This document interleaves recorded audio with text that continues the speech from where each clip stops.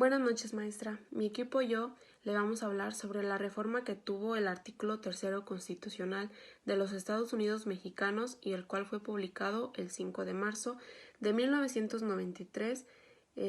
a cargo del presidente Carlos Salinas de Gortari. Quedando así de la siguiente manera. Artículo 3. Todo individuo tiene derecho a recibir educación. El Estado, Federación, Estados y municipios impartirán educación preescolar, primaria y secundaria, y la educación primaria y secundaria serán obligatorias. La educación que imparte el Estado tendrá a desarrollar armónicamente todas las facultades del ser humano y fomentará en él a la vez el amor a la patria y a la conciencia de la solidaridad internacional, en la independencia y en la justicia. Después se agregaron 2 puntos. En el punto número 1 nos dice que la educación debe garantizar por el artículo 24 la libertad de creencias y pues dicha educación debe ser laica y por tanto pues se mantendrá ajena por completo a cualquier doctrina religiosa. En el punto número 2 nos dice que el criterio que orientará a esa educación pues se debe basar en resultados del progreso científico y se debe luchar contra la ignorancia y sus efectos, las servidumbres, los fanatismos y otros prejuicios. Además, se agregaron 3 incisos. En el inciso número 1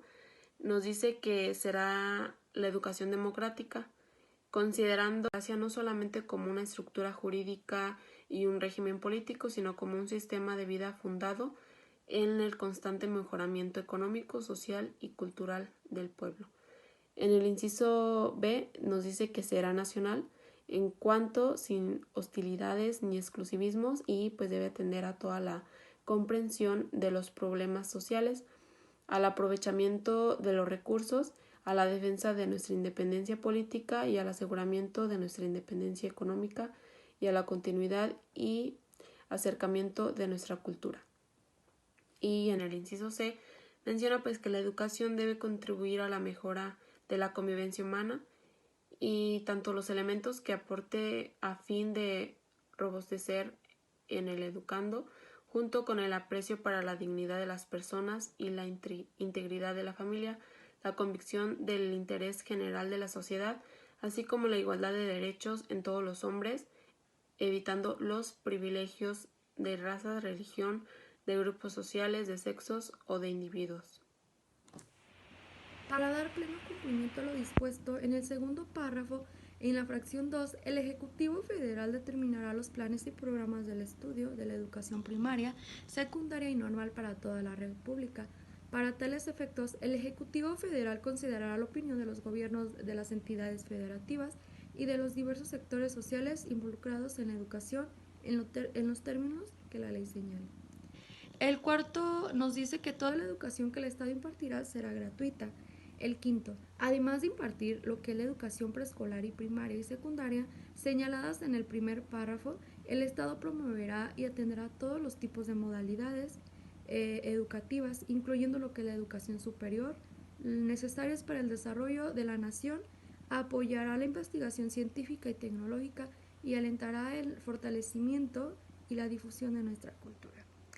El sexto nos dice, los particulares podrán impartir lo que es la educación en todos sus tipos y modalidades. En los términos que establezca la ley, el Estado otorgará y retirará el reconocimiento de la validez a los estudiantes que realicen en planteles particulares. En el caso de la educación primaria, secundaria y normal, los particulares deberán, el inciso A nos dice, impartir la educación con apego a los mismos fines y criterios que establece lo que es el artículo del segundo párrafo y la fracción 2, así como cumplir los planes y programas a que se refiere la fracción 2 y el inciso B nos dice obtener previamente en cada lo que es caso la autorización de expresar lo que es el poder público en los términos. En el número 7 se estipula que las universidades y las demás instituciones de educación superior a las que la ley otorgue autonomía tendrán la facultad y la responsabilidad de gobernarse a sí mismas, realizarán sus fines de educar, investigar y difundir la cultura de acuerdo con los principios de este artículo, respetando la libertad de cátedra e investigación y de libre examen y discusión de las ideas, determinarán sus planes y programas y fijarán los términos de ingreso, promoción y permanencia de su personal académico y administrarán su patrimonio. Las relaciones laborales, tanto del personal académico como del administrativo, se normarán por el apartado A del artículo 123 de esta Constitución, en los términos y con las modalidades que establezca la Ley Federal del Trabajo conforme a las características propias de un trabajo especial, de manera que concuerden con la autonomía, la libertad de cátedra e investigación y los fines de las instituciones a que esta fracción se refiere. En el número 8 se estipula que el Congreso de la Unión, con el fin de unificar y coordinar la educación en toda la República, expedirá las leyes necesarias destinadas a distribuir la función social educativa entre la Federación, los estados y los municipios, a fijar las aportaciones económicas correspondientes a este servicio público y a señalar las sanciones aplicables a los funcionarios que no cumplan o no hagan cumplir las disposiciones relativas, lo mismo que a todos aquellos que las infrinjan.